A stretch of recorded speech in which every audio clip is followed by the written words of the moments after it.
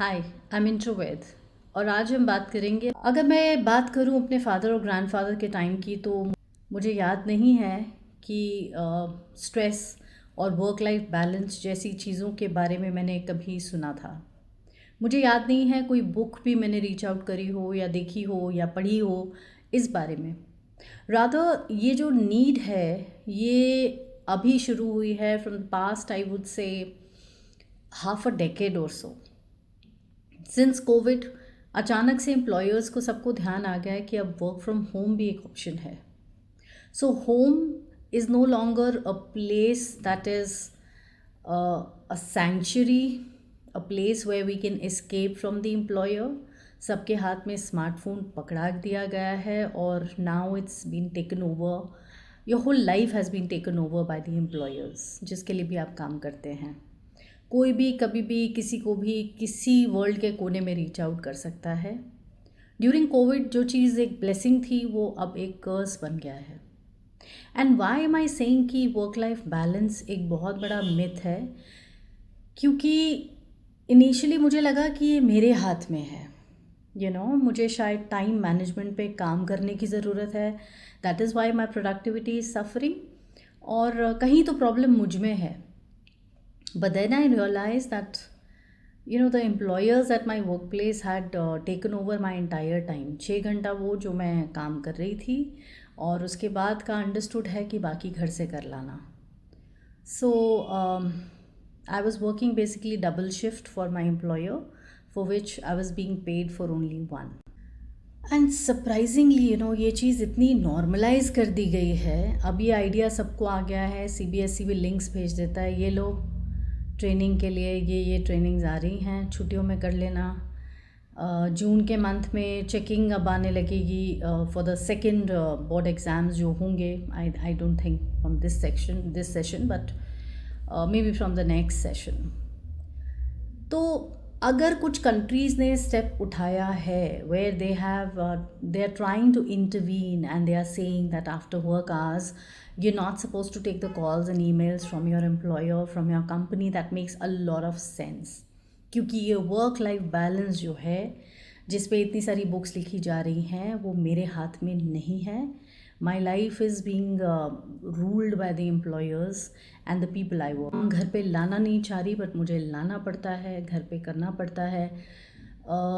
Sundays devote करने ही पड़ते हैं। जून के मंथ में बैठ के वर्कशीट्स बनानी ही पड़ती हैं। So all of this is not my prerogative. अब मज़े की बात करें तो ये मार्केट कैसे किया जा रहा है कॉन्सेप्ट, इस पे बहुत सारी बुक्स हैं। इनिशियली मैंने बहुत फैसिनेट होकर पढ़ी भी, ट्राइंग टू फिगर आउट कि प्रॉब्लम कहाँ है। But then I read through them. अब एक टिपिकल तरीका क्या बता रहे हैं वो वर्क लाइफ बैलेंस का, स्ट्रेस रिलीफ का।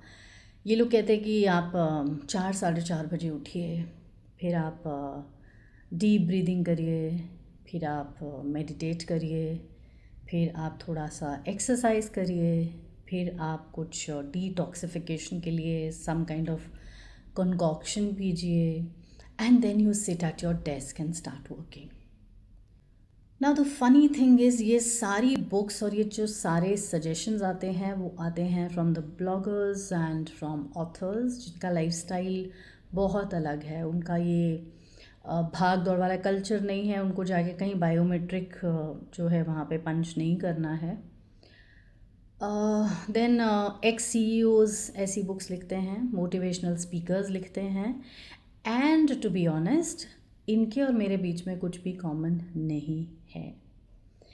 I mean, point out one book that has been written by a regular person like you and me who has been working the grind and पहले तो उन बेचारों के पास टाइम ही नहीं है बैठ के बुक लिखने के लिए, और वो खुद ही इतना स्ट्रगल कर रहे हैं अपने वर्क लाइफ बैलेंस के साथ कि वो कोई इनपुट्स दे नहीं सकते इस बारे में। तो सच बात ये है कि एक मिथ है जिसको बहुत गिफ्ट रैप करके आपको बेचा जा रहा है। उस पर सेमिनार्स होते हैं, वर्कशॉप्स होते हैं, लोग आपको मोटिवेट करने की कोशिश करते हैं, बट अल्टीमेटली सच यही है कि ये वर्क लाइफ बैलेंस कम्प्लीटली आपके एम्प्लॉयर्स के हाथ में जा चुका है या आपके हाथ में नहीं है। And how can I prove this point? People like mister Narayan Murthy. अब आप मुझे एक बात बताइए कि आपकी नेटवर्थ बढ़ाने के लिए हमारा यूथ 70 घंटे काम क्यों करेगा इन अ वीक?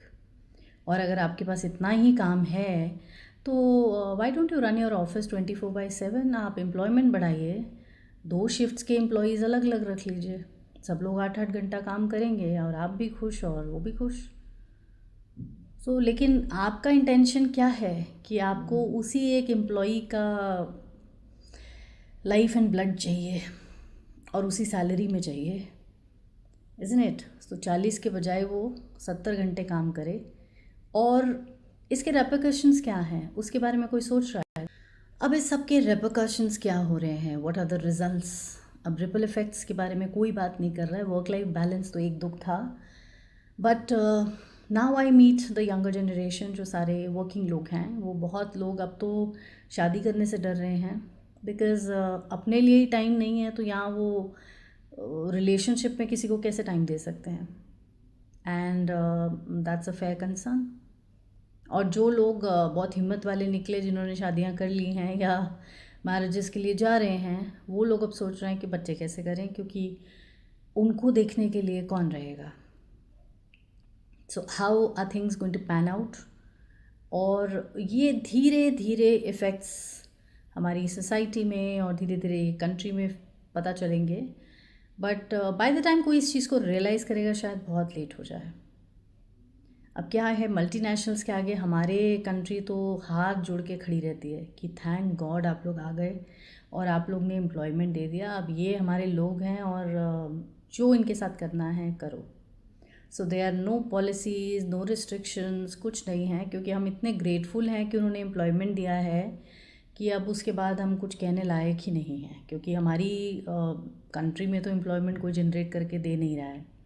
इसलिए 9 to 5 कल्चर को कोई प्रमोट नहीं कर रहा है, और कोई भी एक बाउंड्री नहीं बनाना चाहता between work and your home life, your personal life, because ये एम्प्लॉयज़ के फेवर में नहीं जाती है, गवर्नमेंट्स के फेवर में नहीं जाती है।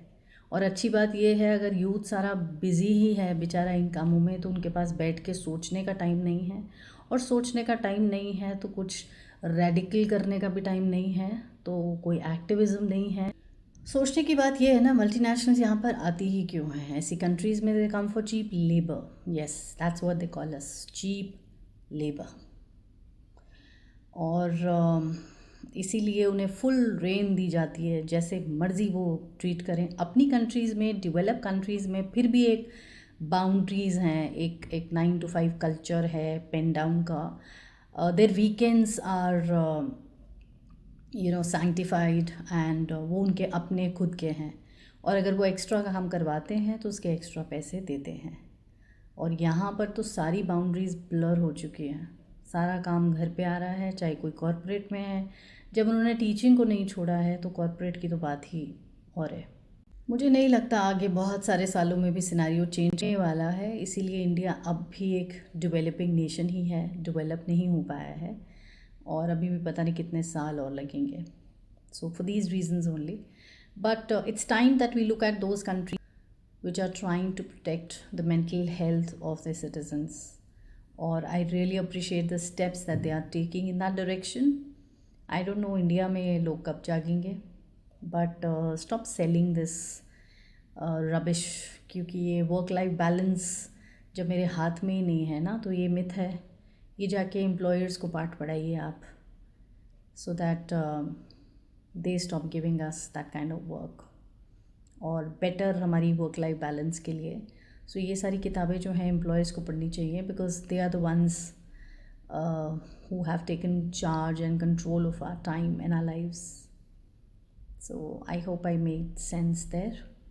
Think about it and catch you soon.